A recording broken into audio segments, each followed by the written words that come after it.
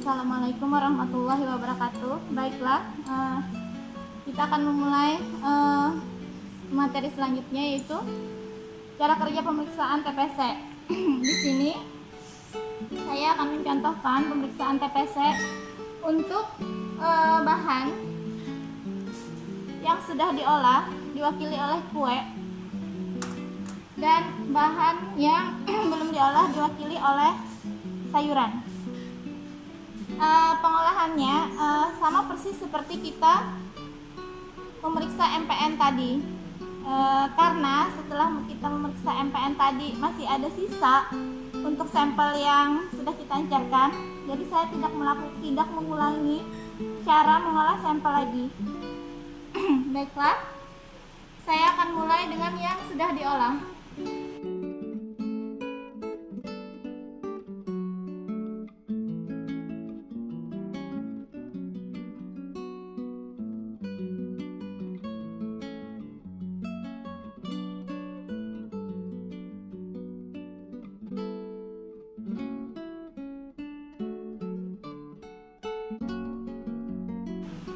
Diwakili oleh kue yang tadi sudah kita hancurkan dan masuk ke dalam pelarut sebanyak 90 ml dan sudah kita pakai untuk pemeriksaan MPN, jadi volumenya sudah berkurang.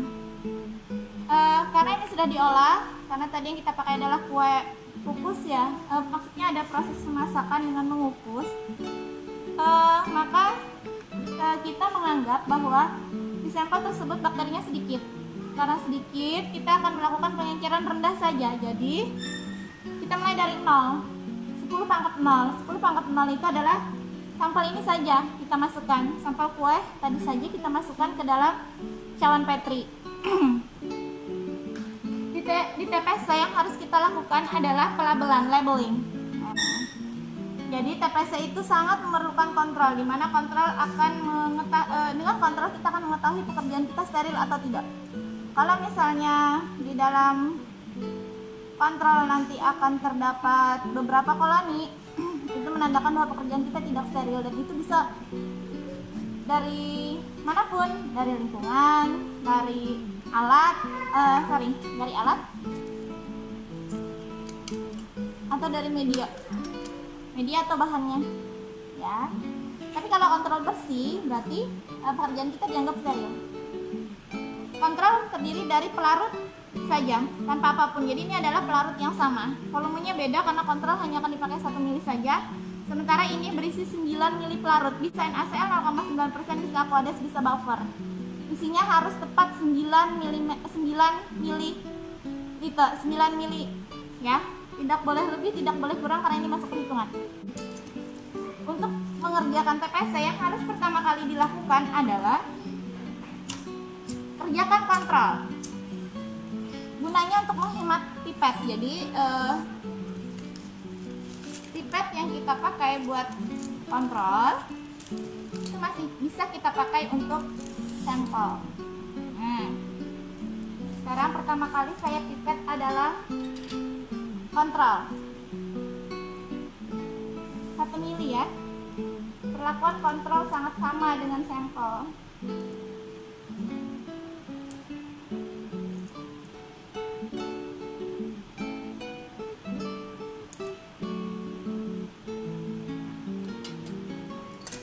Cawan Petri bertuliskan kontrol.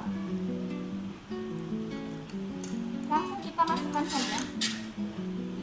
Dah apikan bagian yang akan dibuka. Kita masukkan di dekat api. Sebaiknya ditaruh saja ya, seperti ini, tidak usah dipegang.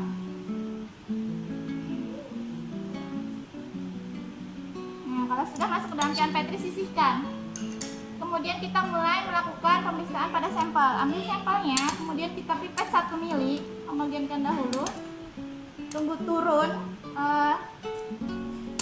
padatannya, baru kita pipet 1 ml.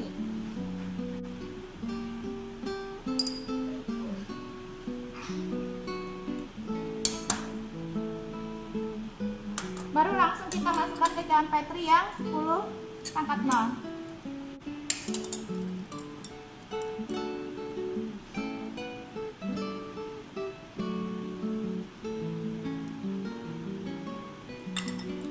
udah, sisihkan lagi.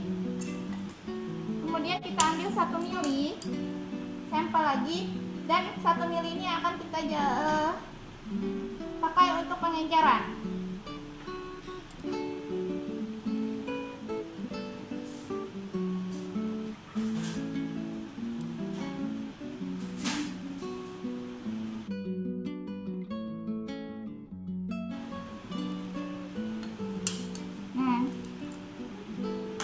Masukkan ke dalam tabung yang berlabel 10 pangkat 1.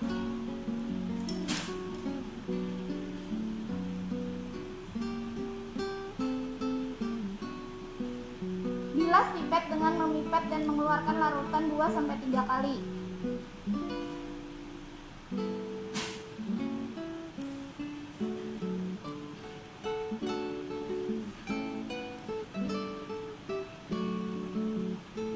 Homogenkan betul-betul.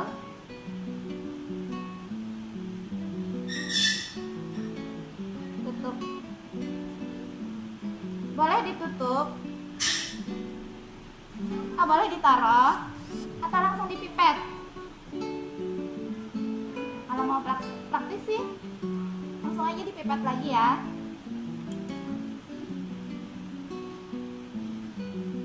Diambil 1 mili, kita masukkan ke dalam cawan Petri dulu. Ke dalam pengenceran yang 10 pangkat 2.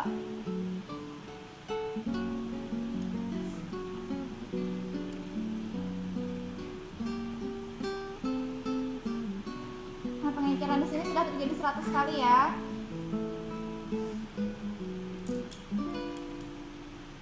Bilas pipet. Lakukan hal yang sama pada tabung ketiga. Homogenisasi larutan sangat penting pada pemeriksaan TPC. Karena apabila kita tidak homogen dalam melarutkannya, takutnya pada saat kita memipet untuk dimasukkan ke cawan Petri, itu bukan bagian yang mewakili. Entah bagian yang paling encer atau paling pekat. Lipat lagi.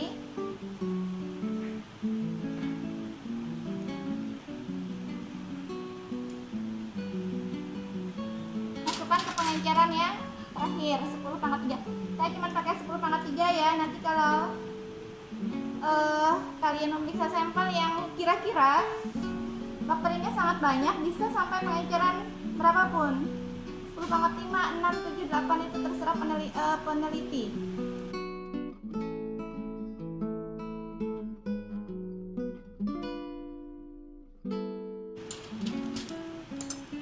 Akan memasukkan sampel ke dalam cawan Petri. Saya mulai dari pengenceran paling rendah kalau saya masukkan ke cawan Petri ya. Seperti biasa.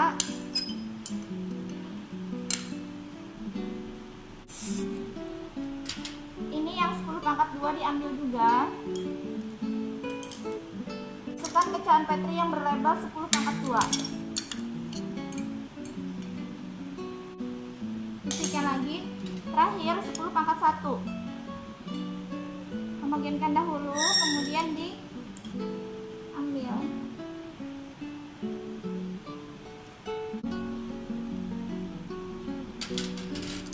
Nah, di lidah apikan, kemudian dimasukkan.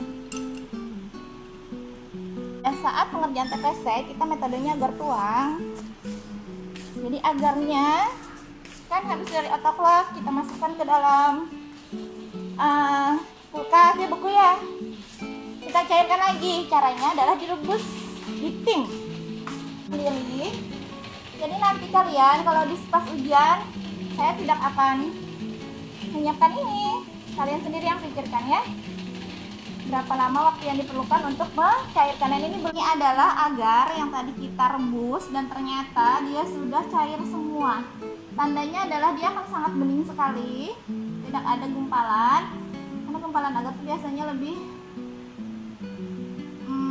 keruh ketimbang yang cair. Nah, ini kan bening semua karena ini sangat panas sekali, sementara bakteri hanya bertahan di suhu sekitar 70 derajat mati ya. Sementara tadi kita lihat sendiri airnya mendidih, berarti suhu ini adalah sekitar 100. maka suhunya harus kita turunkan menjadi sekitar 40-50 derajat Celcius lagi. Caranya boleh direndam dengan air seperti ini, boleh dialiri air, terserah, sehingga dia cepat turun suhunya. Menurut saya ini pas, saya tidak merasa kepanasan. Pastikan pada saat mendinginkan itu sekali ininya digoyang, biar yang dingin itu nanti menyeluruh. Takutnya nanti yang dingin hanya bagian yang di luar sini, tapi bagian tengahnya itu tidak dingin ya. Jadi goyang seperti ini. Kemudian kita tuang kurang lebih 20 ml ke dalam tiap cawan petri. Nah, kalau menuang ini terserah mau dari yang manapun ya, tidak masalah. Gini, jadi ini goyang, ini di lidah apikan, kemudian dituang kurang lebih 20 ml.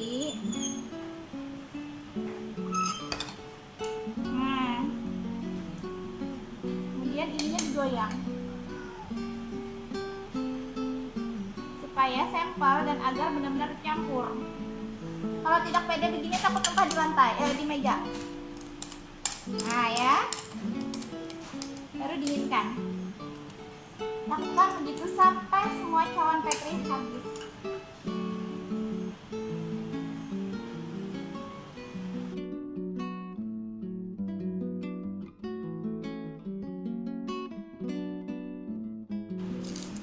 Kita akan mengerjakan sampel setelahnya, sampel satunya tadi yang belum diolah. Karena yang belum diolah ini kan belum dimasak ya, tidak ada proses pengeterilan, sehingga kita berasumsi kuman yang di dalam sini banyak.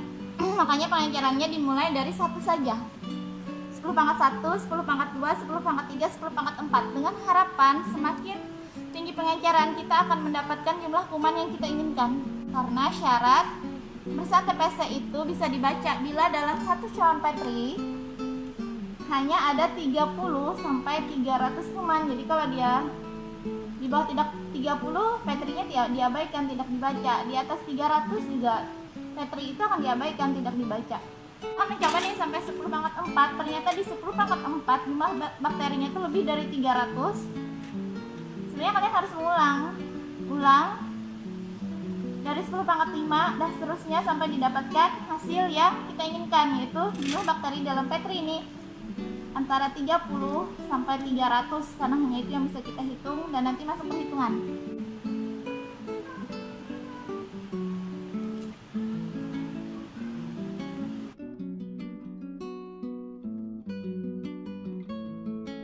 Lakukan setelahnya adalah ini kita pastikan benar-benar tercampur antara sampel dengan media. Nah, kita tunggu dingin saja ya. Ini yang kue, kemudian yang sebelah sini adalah yang sayuran. Tapi juga belum beku. Kalau sudah nanti kita inkubasi, kita ikat. Ini benar-benar nunggu beku, terserah caranya, nanti mau dikipas angin, mau di dekat AC, terserah. Cara mengetahui kalau misalnya kerjaanmu ini agarnya sudah buka dan digoyang pelan. Kalau dia tidak bergerak berarti dia sudah beku. Tidak bergerak lagi agar-agarnya, berarti dia sudah beku. Berarti kita bisa memasukkan ke inkubator.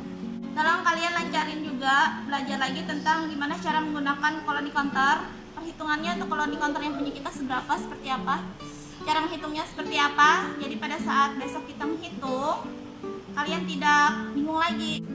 Inkubasinya terbalik, karena kalau tidak terbalik takutnya air konden, kan dia menguap nih bakteri nih, dalam sini kan dia akan bernafas, nanti air konden yang ada ditutup petri itu akan turun ke dalam agar, sehingga akan meluberkan agar tersebut, sehingga bakterinya juga akan meluber, maksudnya tidak akan bisa terhitung terpisah. Ya, ini kita biarkan 24 jam, besok kita tengok lagi dan kita hitung. Sekian untuk pelajaran cara kerja TPC. Bagaimanapun akan fleksibel, untuk pengencerannya itu sangat fleksibel, serah kalian mau berapa nantinya. Tapi prinsipnya tetap satu sampel, satu kontrol, dan kontrol kerjakan duluan ya. Kontrol hanya berisi pengencer saja, jadi jangan pernah lupa untuk mengerjakan kontrol untuk TPC. Demikian, wassalamualaikum warahmatullahi wabarakatuh.